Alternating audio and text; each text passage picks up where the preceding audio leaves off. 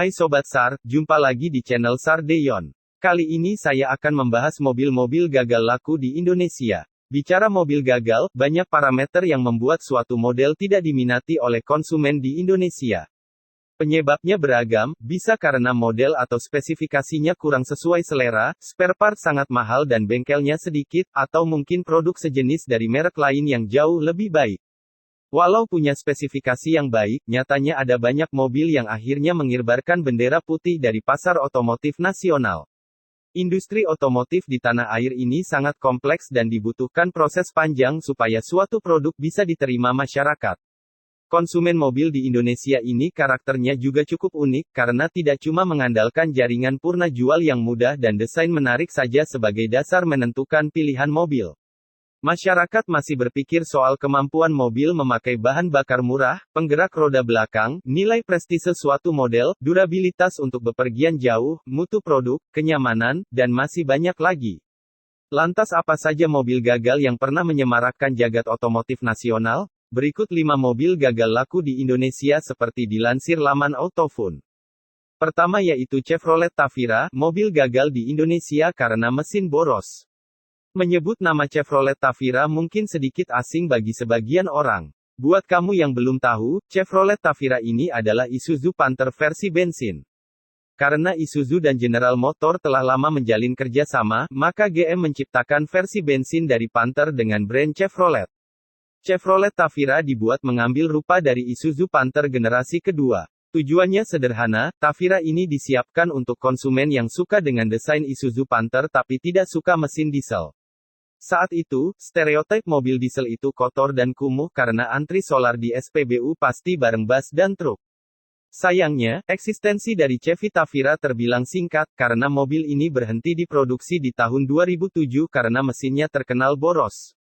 Rupanya, masyarakat tetap mengidolakan Panther dengan segala kekurangannya. Kedua ada Toyota Etios, mobil gagal di Indonesia karena serba nanggung. Memiliki nama besar dan jaringan dealer di seluruh Indonesia tak menjamin seluruh model Toyota bisa laris manis. Ada beberapa model yang alami nasib tidak mujur seperti Toyota Etios ini. Hatchback yang didatangkan dari India tersebut pamornya kalah dari Toyota Aquia karena dimensinya yang hampir mirip. Bahkan Etios versi sedan pun hanya datang ke Indonesia sebagai unit fleet armada taksi. Etios ternyata sudah diskontinu penjualannya di Indonesia sejak akhir 2017.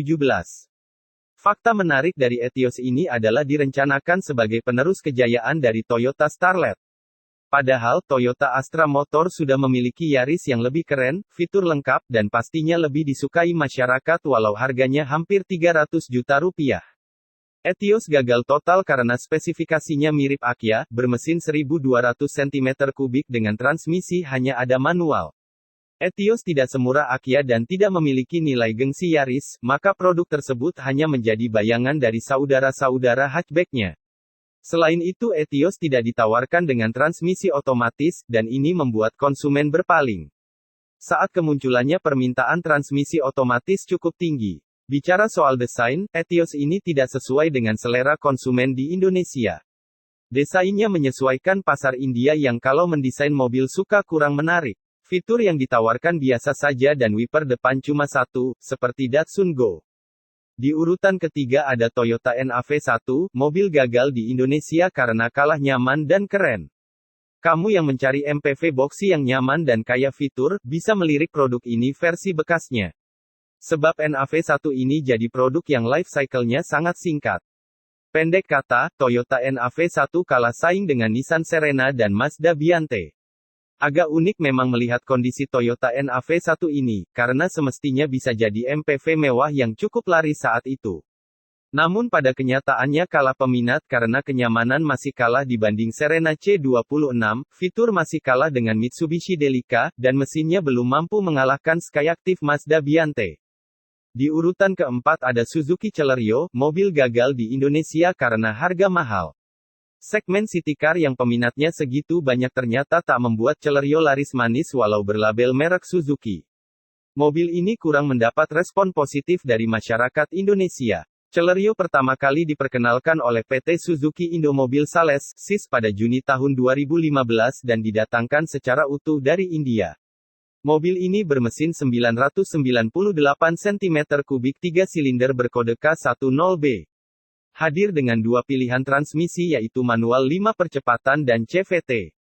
Sebenarnya secara spesifikasi, tak ada yang salah karena mirip Karimun Wagon R, bahkan transmisi otomatisnya pakai CVT. Namun karena bukan LCGC maka membuat harganya jadi mahal, sekitar Rp155 minus 167 juta. Akhirnya, nasib Celerio kalah pamor dari Ignis yang muncul belakangan karena desainnya juga lebih menarik. Di urutan kelima Nissan Evalia, mobil gagal di Indonesia karena kurang nyaman. Nissan yang sukses dengan produk MPV melalui Grand Livina dan Serena mencoba peruntungan dengan memasukkan NV200 alias Evalia ke pasar Indonesia. Hasilnya cukup bisa ditebak, Evalia sulit bisa laris karena memang mobil ini adalah minibus seperti Daihatsu Grand Max. Mobil ini diciptakan untuk meneruskan kesuksesan Nissan Livina yakni sebagai mobil keluarga. Tapi, publik Indonesia sudah tahu kalau NV200 sebagai basis utama Evalia adalah mobil angkutan barang sebagai blind van di banyak negara. Nissan Evalia merupakan mobil yang sangat bagus untuk sebuah mobil barang, namun tidak sebagai mobil penumpang. Harganya kemahalan karena mengisi celah antara Grand Livina dan Serena. Ini tidak sebanding dengan kenyamanan yang ditawarkan dan desain yang wagu atau aneh bagi konsumen kita. Demikianlah 5 mobil gagal laku di Indonesia versi laman Autofood. Semoga bermanfaat, jangan lupa untuk like, komen, dan subscribe channel Sardeyon. Sampai jumpa kembali.